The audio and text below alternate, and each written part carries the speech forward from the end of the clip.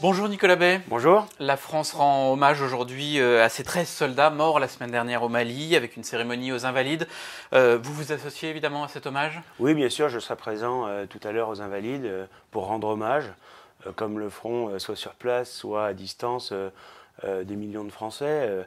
Le sacrifice de ces soldats, de ces 13 jeunes hommes qui sont morts pour la France dans une opération extérieure, évidemment, ça mérite la manifestation du soutien de la nation, du respect, de l'estime pour leur sacrifice. Voilà 6 ans maintenant que la France est engagée militairement au Sahel pour combattre le terrorisme islamiste. C'est un conflit, disent certains spécialistes, à la fois sans front et sans fin. Est-ce qu'il faut poursuivre cette opération extérieure? Moi, je crois que l'action de la France, l'action militaire au Mali était sans doute une bonne décision. Évidemment, une fois qu'on s'est engagé, il faut être cohérent et poursuivre cette mission dans la durée. Moi, je pointe simplement une forme d'incohérence qu'il y a pu y avoir dans l'action militaire de la France dans cette région, c'est-à-dire que en Libye, on a finalement donné le pouvoir à la main aux islamistes. En Syrie, on a directement ou indirectement plus ou moins soutenu aussi des factions islamistes. Et puis au Mali, en revanche, eh bien, on combat les djihadistes. Donc comme il y a une porosité entre ces pays et que les armes qui peuvent être dans un pays se retrouver quelques semaines ou quelques mois après dans l'autre, eh bien évidemment il y a une forme d'incohérence. Mais en même temps, on n'a pas les moyens d'être partout. Bien sûr, mais je crois qu'il faut au moins qu'il y ait de la cohérence. Et c'est sans doute ce qui a manqué ces dernières années. Maintenant, il est indispensable d'être présent là-bas. Il y a aussi un rôle un peu historique de la France dans cette région du monde. C'est une région naturelle d'influence française. Donc c'est normal que nous y soyons en première ligne. Et c'est normal aussi que nous nous donnions les moyens, y compris les moyens militaires et budgétaires, pour que nos militaires engagés là-bas disposent réellement de tous les moyens pour mener à bien leur mission en essayant de limiter au maximum le nombre de pertes. Donc comme quelqu'un comme Jean-Luc Mélenchon dit hier dans le JDD qu'il faut ramener vite à la maison les soldats français, c'est quoi? C'est de l'angélisme? Oui, et puis je pense que c'est un peu un slogan lancé en l'air. Ça ne correspond pas à la réalité de la mission qui est effectuée sur place par l'armée française. On ne peut pas comme ça partir soudainement après avoir mené une action de long terme qui doit trouver sa cohérence dans la durée. Est-ce qu'il faut demander du renfort à nos voisins européens au Sahel? Je ne suis pas sûr qu'il y en ait beaucoup qui sont en capacité en réalité d'être présents à nos côtés sur place. Je crois que de manière très sporadique, certains pays européens se sont légèrement impliqués à nos côtés, mais avec des moyens militaires assez faibles. C'est d'ailleurs toute la question des moyens militaires en Europe. En réalité, une fois que les Britanniques auront quitté l'Union européenne, la France est la seule vraie force armée importante en Europe.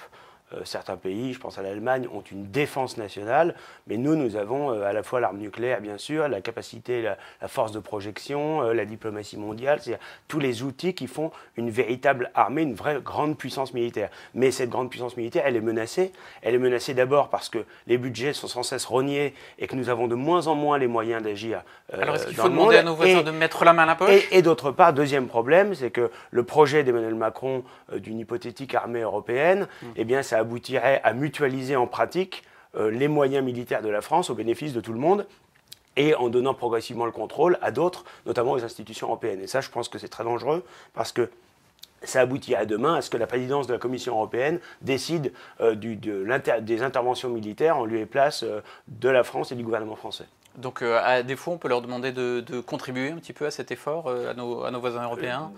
Toute la limite de demander des contributions, c'est que chaque pays agit en fonction de ses intérêts.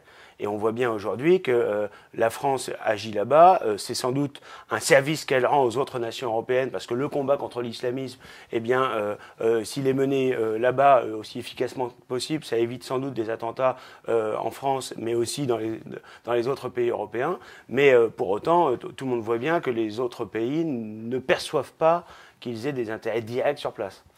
Puisqu'on parle de défense, demain se tient à Londres un sommet de l'OTAN qui risque d'être très tendu entre la France et la Turquie.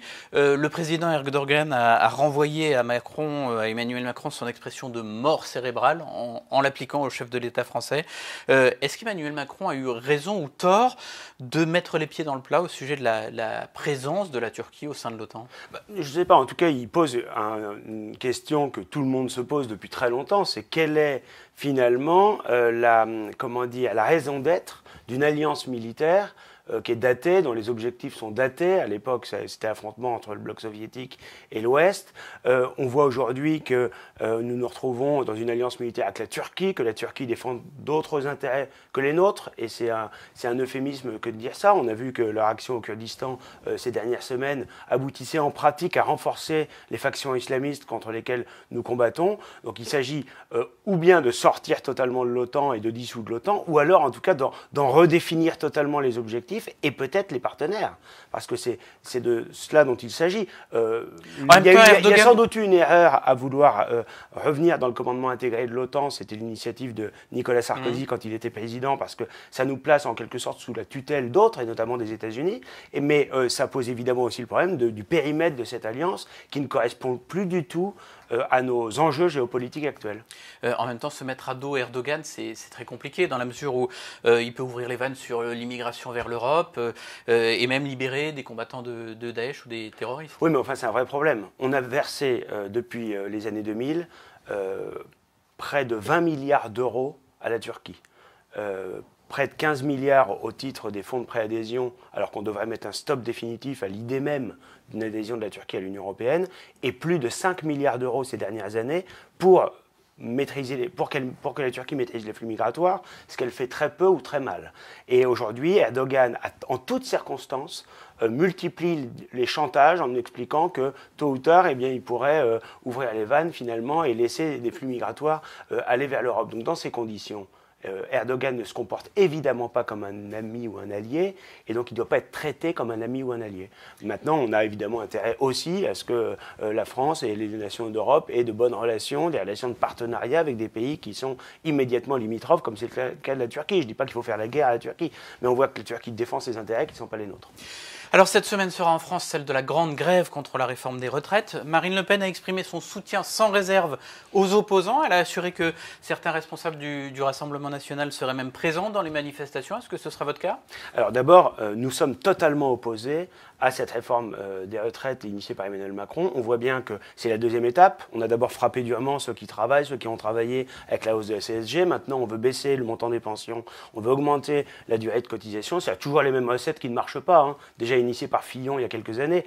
On fait travailler les gens plus longtemps. Ce qu'on peut gagner temporairement sur les caisses de retraite, on le perd sur l'assurance chômage. Donc on n'équilibre pas de cette manière-là les comptes sociaux. Pourquoi? Parce qu'on est dans un contexte de chômage de masse. Donc il faut à la fois de l'emploi et de la natalité pour équilibrer un système de retraite par répartition qu'Emmanuel Macron essaie de détruire, parce qu'en réalité, c'est un système de solidarité intergénérationnelle. Et c'est pour ça que nous y sommes attachés. Donc il utilise le prétexte des régimes spéciaux pour mettre en œuvre une réforme qui consiste à disloquer la cohésion et la fraternité nationale. Nous pensons qu'il y a certains régimes spéciaux qui devraient être réformés de fond en comble, voire supprimés. Mais il y en a d'autres d'ailleurs qui peuvent se justifier. On parlait à l'instant de l'armée, le régime spécifique des militaires, lui, a ses justifications, mais vous savez, moi je suis un élu de Normandie, le régime spécifique des pêcheurs, en raison de la pénibilité du travail, de l'âge souvent très, très jeune, à partir duquel ils commencent à travailler, peut aussi trouver ses justifications. Donc il ne faut pas rejeter de manière automatique tous les régimes spéciaux, et puis surtout, nous soutenons les Françaises et les Français qui n'en peuvent plus de l'action d'un gouvernement qui demande toujours des sacrifices eux-mêmes, les classes moyennes et les classes populaires. Mais justement, c'est quand même un curieux rapprochement. Vous allez vous retrouver dans le même camp, entre guillemets, que la CGT ou la France Insoumise. On a un peu l'impression, pardonnez-moi l'expression, mais que c'est pour le plaisir de se cogner Emmanuel Macron. Non, pas du tout. Vous savez, moi, je ne vais pas aller mettre, bras dessus, bras dessous avec la CGT. Hein. La CGT, il y a 15 jours, ils manifestaient avec les islamistes dans les rues de Paris. Donc je n'ai pas du tout l'intention de me rapprocher d'eux. En revanche, nous sommes opposés sur le fond, je ne parle pas de la forme. La grève est un moyen d'action très archaïque en réalité. Et pourrir la vie des Français et des usagers, je ne suis pas sûr que ce soit la meilleure manière de mobiliser l'opinion publique.